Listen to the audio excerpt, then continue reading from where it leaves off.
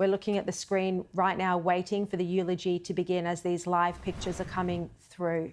You can see there Israelis turning out in the masses. This is one of the darkest days in Israel's history, burying a 9-month-old baby, Ariel, the 4-year-old brother. We think now that we're looking at the funeral procession. The coffins of baby Kafir and Ariel and Sharri are now going through the streets on their way to the funeral at their kibbutz, their home, where they were kidnapped from their beds in their pajamas, a 9-month-old baby, murdered by Palestinian terrorists a month later when he was just 10 months old. His 4-year-old brother, too.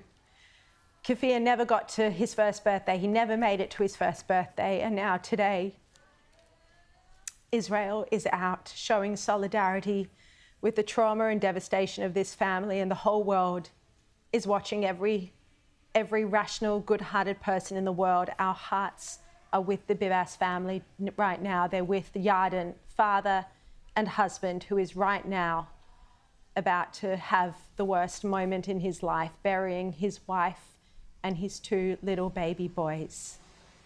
Absolutely senseless, horrible, cruel murder. There's no reason for it. And you think about how their kidnapping was celebrated by Palestinians, civilians and Hamas supporters in Gaza. This is the procession. We're seeing that now, that tens of thousands of Israelis have come out to pay their respects. And right now, this is Hostage Square in Tel Aviv. A lot of people gathered around the screens because while the funeral is private, it will be broadcast live. It will be in Hebrew.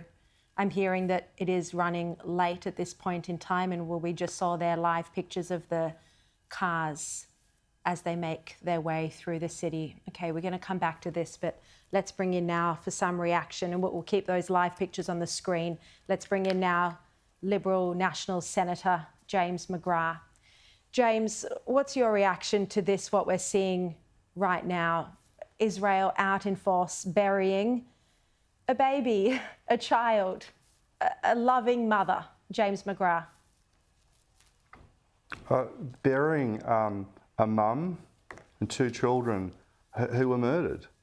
All of Israel, but all of us who believe in a civilised society are just so down and so sad at the moment because the Bibas family represent the hatred that has been visited upon Israel by Hamas and all the other terrorist groups and terrorist states who want to destroy that country and the civilisations that lie within Israel. And that's why Australia must stand with Israel, and that's why Australians must stand with the Bibas family, and that's why we must bring them all home, because there are still hostages being held by Hamas. And this is what I think some Australians have forgotten about, is that there are still people being held by this terrorist organisation. So it is a very, very sad day. But also, Sharri, it's why we must make a stand against anti-Semitism. This is why Australians must come together and shout at those people who allow anti-Semitism to grow. And you just think about the support that this movement, James, has had in the West, on university campuses, at international institutions, United Nations, the push even by our own foreign minister to recognise Palestinian statehood at the United Nations, despite the fact Hamas that did this to baby Kafir and Ariel and Sharri, despite the fact they are still the governing body in Gaza. And you just wonder where all sense, reason, rationality and morality has gone in the world. What do you think about this?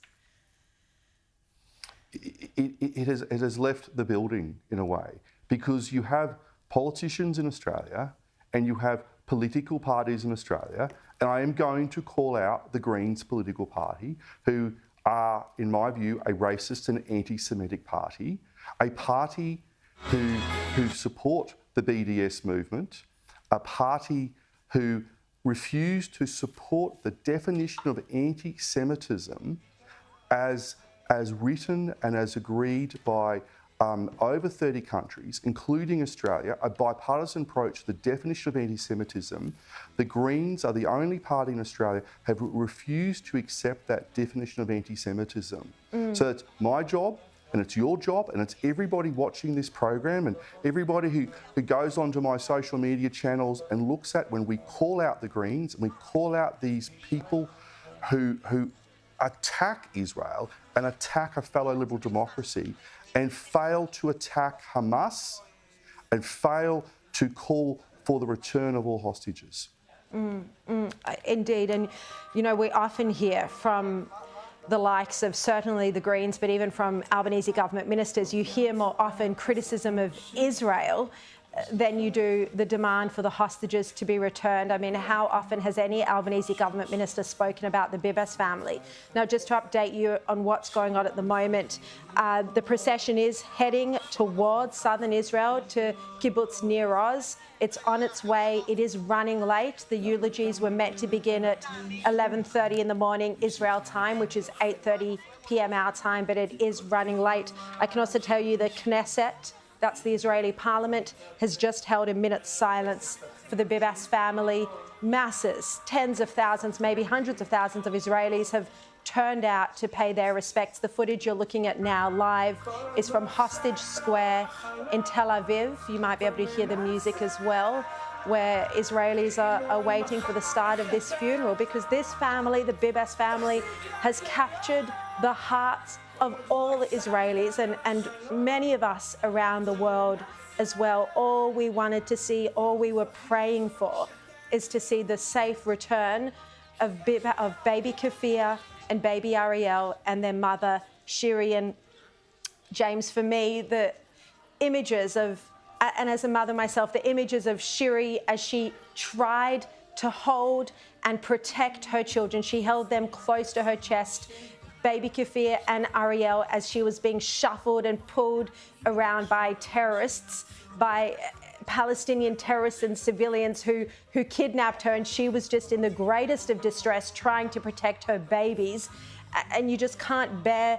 We now know, just in the past few days, we've learned just how brutal and violent their murders were, that they were murdered by bare hands. That is what Yarden has given permission for the world to know, that they were murdered violently by bare hands. And it doesn't get worse than this, James. And now here we are, about to watch their funeral, about to watch these beautiful children be laid to rest. It doesn't get worse than seeing two young children who have been murdered. But this is why sometimes in politics and in life, there is a moral clarity. There is a difference between light and darkness. And what happened on Israel on the 7th of October was the darkest of days, but it is a wake-up call to all of us to make sure that we must defend our fellow citizens, our fellow Jewish citizens in Australia, and understand that there is a choice to be made between lightness and dark, between this coming election, and I don't want to politicise what's going on in Israel at the moment, but in Australia there is a fight over the moral clarity of the future direction of this country. The weak leadership of Anthony Albanese, who has allowed anti-Semitism to become such a serious security issue in this country, or someone like Peter Dutton, who will strengthen our resolve and stand up for Jewish Australians. Yeah, and the contrast couldn't be greater. James McGrath, thank you very much for your time.